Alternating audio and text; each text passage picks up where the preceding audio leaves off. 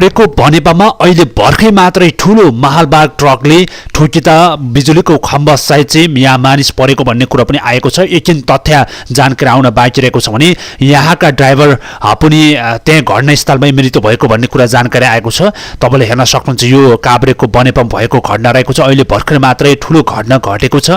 यहाँ भित्र पनि मान्छेहरू थियो अरे, त्यो मान्छेहरूले चाहिँ उपचारका लागि हस्पिटलमा पुर्याएको छ भन्ने कुरो पनि यहाँका सर्वसाधारण नागरिकले भन्नुभएको छ। हेर्न सक्नुहुन्छ एकदमै ठूलो घटना घटेको छ। भर्खरै आएको र मालबाग ट्रकले यसरी चाहिँ ठोकिएको छ। तपाईँले हेर्न सक्नुहुन्छ यहाँ भित्रका सटरदेखि लिएर यहाँका पसलदेखि लिएर सबै खराब ग्रुप भएको छ। तपाईँले हेर्न सक्नुहुन्छ ठूलो ट्रक आएर यसरी ठोकिएको छ भने यहाँ धेरै मानिसहरू चाहिँ उपस्थित भएको छ, धेरै मानिसहरू आउनु भएको छ। हेर्न सक्नुहुन्छ ट्रकको केही पनि भाग चाहिँ यहाँ सत्य भएन भने यहाँ वरिपरिकादेखि लिएर यहाँ ट्रकको ड्राइभर पनि घटनास्थलमै मरेको भन्ने कुरा आएको छ। तपाईँले हेर्न सक्नुहुन्छ यहाँ यस्तो प्रकारको चाहिँ घटना परेको छ। यो चाहिँ काभ्रेको बनेपामा भएका घटना रहेको छ। दर्शक महानुभावहरू हेर्न सक्नुहुन्छ यहाँ ट्रक चाहिँ यस्तो अवस्थामा रहेको छ। यहाँ ट्रकभित्र के कस्तो भयो के भयो भन्ने कुरा जानकारी एकछिन जानकारी आउनका लागि पनि गाह्रो भइरहेको अवस्था देख्न सक्नुहुन्छ भने यहाँ चाहिँ ट्रकहरू आएको छ, मानिसहरू पनि हुरुच्च भएको छ। यहाँ क्रेनले तान्नुपर्ने अवस्था पनि भएको छ भने यसको साथै अरू चाहिँ मानिसहरू पनि उपस्थित भएको छ। तपाईँले हेर्न सक्नुहुन्छ टायरदेखि लिएर सबै केही पनि चाहिँ यहाँ चाहिँ चिरिपै परेको अवस्था देख्न सक्नुहुन्छ। केही चाहिँ यहाँ ऊ पनि भएको छैन। तपाईँले हेर्न सक्नुहुन्छ सबै अवस्था चाहिँ एकदमै नाजुक भएको अवस्था तपाईँले देख्न सक्नुहुन्छ र ट्रक यो अवस्थामा रहेको छ, क्रेनले तान्दै रहेको छ। तपाईँले हेर्न सक्नुहुन्छ यो दृश्य यो चाहिँ ठ्याक्कै बनेपामा रहेको छ। काठमाडौँको जुन काभ्रेको बनेपामा रहेको ठाउँ रहेको छ। तपाईँले हेर्नु काभ्रेको बनौतीमा चाहिँ यसरी ऊ भएको छ, घटना घटेको छ। दर्शक महानुभावहरू हेर्न सक्नुहुन्छ बनेपामा घटना घटेको छ र यहाँका मानिसहरू सर्वसाधारण नागरिकहरू पनि धेरै मान्छेहरू चाहिँ उपस्थित भएको छ। यहाँ चाहिँ अब क्रेनले तानेर यसरी लग्दैछ। दर्शक महानुभावहरू हेर्न सक्नुहुन्छ यो दृश्य रहेको छ। यो काभ्रेको चाहिँ बनेपामा भएको दृश्य रहेको छ। दर्शक महानुभावहरू हेर्न सक्नुहुन्छ अत्यन्तै चाहिँ एउटा दुःख लाग्दो घटना घटेको छ भने यहाँ वरिपरिका मान्छेहरू या चाहिँ पसलमा रहेका मान्छेहरू पनि कसरी बाँच्यो होला भन्ने कुरा पनि तपाईँहरूले देख्न सक्नुहुन्छ। यहाँ चाहिँ यसरी खराब ग्रुप भएको छ। दर्शक महानुभावहरू यहाँ पसलले पनि पर्नु भएको छ भन्ने कुरा आएको छ भने यहाँ भित्रका मान्छेहरू के भयो भन्ने कुरा एकछिन तथ्य जानकारी आउन बाँकी रहेको छ। दर्शक महानुभावहरू हेर्न सक्नुहुन्छ यो अवस्था भएको छ। काभ्रेको बनेपामा घटेको घटनामा चाहिँ 3 जना मानिसहरू चाहिँ पर्नु भएको भन्ने कुरा आएको छ भने 1 जना ड्राइभर चाहिँ त्यही घटनास्थलमै मृत्यु भएको भन्ने कुरा आएको छ। एकदमै चाहिँ यो लागु औषधि विशेष गरिकन जाँड खाएर चाहिँ चलाएको भन्ने कुरा पनि खुल्लामा आएको छ। दर्शक महानुभावहरू जाँड रक्सी खाएर एकदमै स्पिडमा चाहिँ चलाउँदाखेरि यो अवस्थामा आएको भन्ने कुरा आएको छ भने ड्राइभरले चाहिँ निन्द्रा मारेर काम गरिरहेको र जानकारी पनि आएको छ। यसरी चाहिँ भएको छ। यहाँ चाहिँ 3 जना चाहिँ 1 जना चाहिँ घटनास्थलमै मृत्यु भएको छ भने 3 जना पर्नु भएको छ। 3 जनामा चाहिँ हस्पिटलमा हुनुहुन्छ भन्ने कुरा आएको छ। यहाँको सर्वसाधारण नागरिकले केही कुराकानी गरिरहेको अवस्था तपाईँले देख्न सक्नुहुन्छ। यो अवस्था रहेको छ।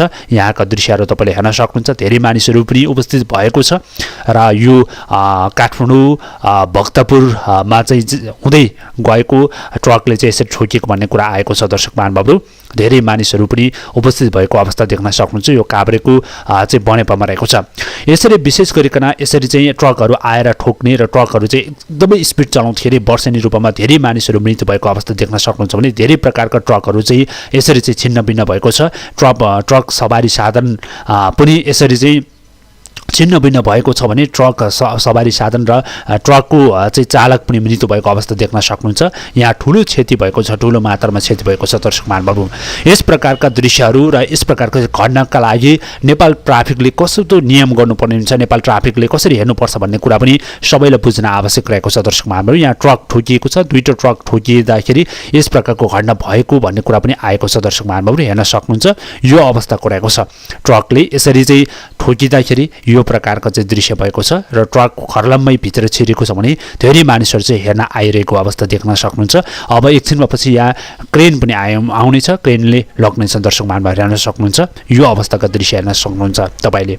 अत्यन्तै दुःख लाग्दो घटना घटेको छ। दर्शक महानुभावहरू यो ठाउँमा र ट्रकको चाहिँ कच्याकुचुक भएको ट्रक त केही पनि छैन र काम नलाग्ने अवस्था रहेको छ। यति स्पिडमा आएको छ कि त्यो 90 जतिको 80-90 को स्पिडमा आएको भन्ने कुरा पनि आएको छ दर्शक महानुभावहरू। यो तरिकाले चाहिँ ठोक्न आएको छ।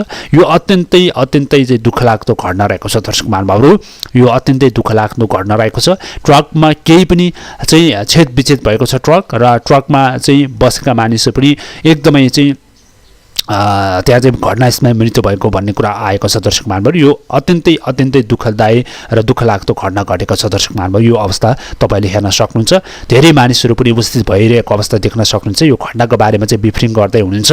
अब यहाँका चाहिँ के कस्तो कति चाहिँ यहाँ चाहिँ कति क्षति भयो भन्ने कुरा चाहिँ एकछिन आउन बाँकी रहेको छ। मानिस पनि परेको अवस्था देख्न सक्नुहुन्छ। यो काभ्रेको चाहिँ बनेपन भएको घटना रहेको छ दर्शक महानुभावहरू। यो हेर्न सक्नुहुन्छ। यो प्रकारका धेरै ठुल्ठुलो चाहिँ घटना घटेको छ दर्शक महानुभावहरू। के भइरहेछ कस्तो भइरहेछ भन्ने कुरा पनि धेरै मानिसहरूको चाहिँ चासो र अपेक्षाको कुरा रहेको छ र यहाँ हेर्न सक्नुहुन्छ। यो अवस्थाको रहेको छ। विशेष गरिकन नेपाल ट्राफिकले कसरी हेरिरहनु भएको छ भन्ने कुरा पनि रहेको छ। यसरी स्पिड चलाउँदाखेरि ट्रकले यसरी ठोकिएर चाहिँ पसलहरू कच्याकुचुक भएको छ र पसलहरूदेखि लिएर हरेक चाहिँ यसमा धेरै मानिस पर्ने सम्भावना खतरा थियो र एकदमै स्पिड 80-90 को स्पिड आएर सिधै त्यहाँ चाहिँ कन्ट्रोल गर्न नसकेर अनियन्त्रित रूपमा चाहिँ ड्याममा आएर त्यहाँ ठोकेको भन्ने कुरा पनि आएको छ दर्शक महानुभावहरू। यो तरिकाले चाहिँ पसलमा ठोक्दाखेरि यो अवस्था भयो भन्ने कुरा पनि आएको छ। यो एकदमै दुःखलाग्दो घटना घटेको छ दर्शक महानुभावहरू।